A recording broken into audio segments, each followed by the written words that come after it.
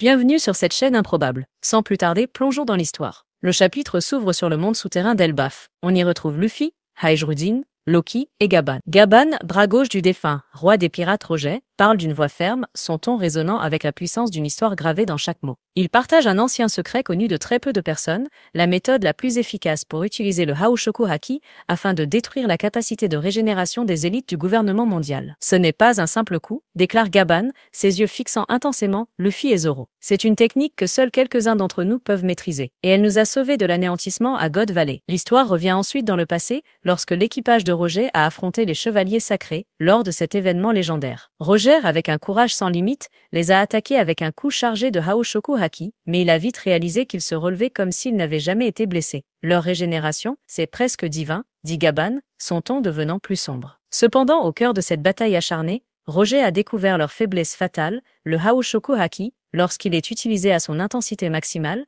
peut créer des blessures impossibles à guérir. Cette technique exige une concentration extrême et une force mentale presque inaccessible. Roxdale Xebec, qui se trouvait alors dans le camp opposé à celui de Roger, connaissait également ce secret.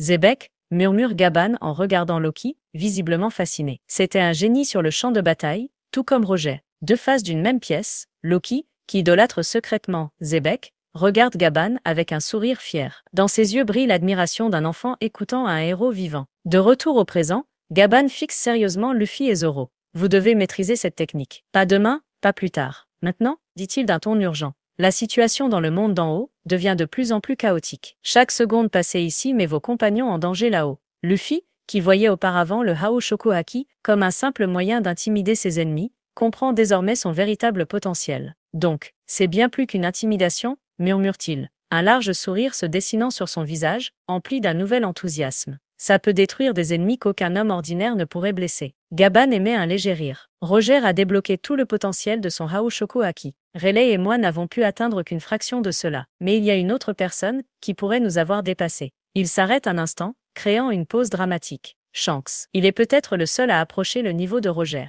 La technique Kamusari de Roger, il peut la reproduire. En entendant le nom de son mentor, les yeux de Luffy s'illuminent. Shanks doit être incroyable, s'exclame-t-il, imaginant les batailles épiques impliquant le Yonko aux cheveux rouges. Zoro, avec un sourire narquois, se tourna vers Sanji. Malheureusement, tout le monde ne peut pas avoir le Haoshoku Haki, dit-il d'un ton moqueur. Sanji grogna, le visage rouge de colère. Je n'ai pas besoin du Haoshoku Haki pour écraser mes ennemis, cria-t-il, les poings serrés. Je les ferai s'agenouiller avec mes jambes. Gaban interrompit leur dispute d'une voix grave. Sanji a raison, dit-il, surprenant Zoro. Il existe une autre méthode. Les chevaliers sacrés dépendent de cercles magiques pour revenir à Marijoa. Si vous parvenez à les éloigner suffisamment de ces cercles, ils ne pourront pas revenir. En entendant cela, Sanji sourit avec enthousiasme. Alors je dois juste les envoyer voler le plus loin possible, c'est ça? Comme quand j'ai envoyé Goros et Martz valser à Egghead, dit-il, les yeux brillants d'une flamme inextinguible. Gaban éclata de rire. Exactement Sanji. Vous avez tous un rôle crucial à jouer dans cette bataille. Elbaf vous attend. Alors, soyez prêts quand le moment viendra. Sous le faible éclat du soleil, ils savaient tous que la bataille à venir dans le monde d'en haut n'était pas qu'une question de force physique. C'était une épreuve de courage, d'intelligence et d'un cœur intrépide. Les ombres du passé s'évanouirent lentement, comme de la fumée dissipée par le vent. Le récit revient au présent, montrant Zoro, Sanji et l'équipage de Hajrudin naviguant sous un ciel qui s'éclaircissait, en route vers le monde du soleil. Le souffle du vent portait l'espoir, même si ce voyage était rempli de défis encore inconnus. À l'avant du navire, Zoro regardait droit vers l'horizon, sa main serrant le manche de son épée avec une détermination brûlante. À ses côtés, Sanji, debout en fumant une cigarette, lançait de temps à autre des pics à Zoro pour alléger l'atmosphère. Autour d'eux, l'équipage de Hajrudin s'efforçait de rester concentré, bien que dans leur cœur, la peur de ce qui les attendait dans le monde du soleil ne puisse être ignorée.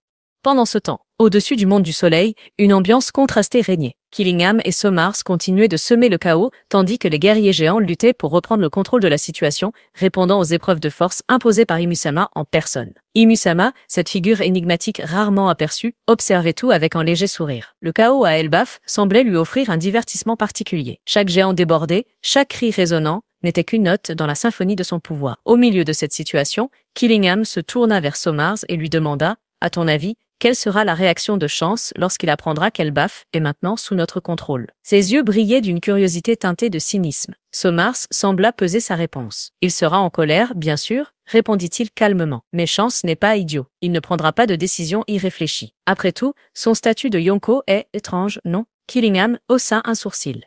Étrange, comment ça? Somars esquissa un léger sourire. Tu sais très bien ce que je veux dire, il vient de la famille Figarland, la plus noble des familles Tenryubito. N'est-ce pas ironique qu'un homme comme lui soit devenu pirate, ternissant ainsi l'honneur de sa lignée? Killingham éclata de rire, levant les yeux vers le ciel avant de les reposer sur Somar. Dans ce cas, pourquoi Garling et Shamrock ne traquent-ils pas Shanks pour l'éliminer? Cela ne réglerait-il pas le problème? Somar haussa les épaules. Peut-être espère-t-il encore qu'il reviendra à Marijoa. Shanks est extrêmement talentueux, surpassant même les autres membres de la lignée Figarland. S'il revenait, imagine la puissance qu'il apporterait au gouvernement mondial. Killingham grogna. C'est un avis optimiste. Moi j'ai une autre théorie. Il se pencha légèrement en avant, son ton devenant plus sérieux. Ils ne veulent pas déclencher une guerre majeure. S'ils attaquaient Shanks, cela entraînerait un chaos impliquant trop de factions. Marijoa n'a pas besoin d'un chaos supplémentaire. Somar hocha lentement la tête, les yeux plissés. Peut-être que tu as raison. Mais cela reflète-t-il leur sagesse ou leur faiblesse? Pendant qu'ils discutaient, Imusama leva gracieusement une main. Ce simple geste ordonnait aux armées de géants en contrebas d'avancer vers un nouveau champ de bataille. Le regard perçant d'Imu, telle une lame transperçant l'âme, semblait satisfait de ce qui avait été orchestré.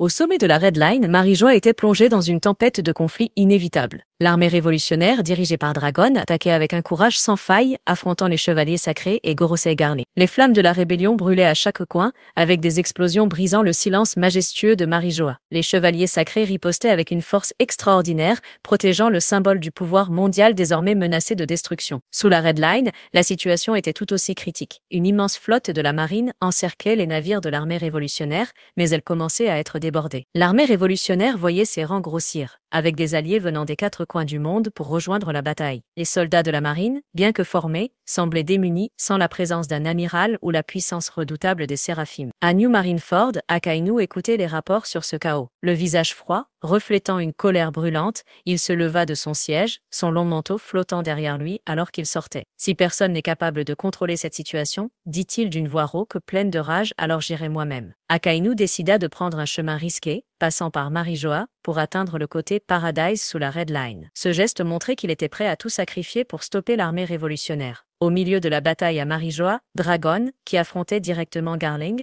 ressentit une étrange sensation dans son instinct de leader. Une aura sombre et brûlante envahissait l'air, semblable à une éruption volcanique invisible. Dragon plissa les yeux, son regard chargé de prudence. « Il arrive » murmura Dragon, à moitié pour lui-même, à moitié comme un avertissement pour les commandants autour de lui. Il savait qu'Akainu, le chien rouge, avait pénétré dans Marijoa. Cependant, Marijoa n'était pas un endroit petit. Akainu, avec une détermination inébranlable, pouvait très bien emprunter un autre chemin, évitant un affrontement avec Dragon pour se concentrer sur son objectif principal sous la Red Line. Mais la possibilité d'une rencontre entre eux planait comme une tempête prête à éclater à tout moment. Sous la Red Line, les navires de l'armée révolutionnaire continuaient d'avancer sous une pluie de balles. Pendant ce temps, à Marijoa, des explosions secouaient cette terre autrefois considérée comme inébranlable. Tout le monde le savait, le monde était au bord d'un grand bouleversement, et chaque pas des principaux acteurs allait façonner l'avenir. Voilà, c'est tout pour cette histoire un peu confuse. À bientôt dans une prochaine vidéo.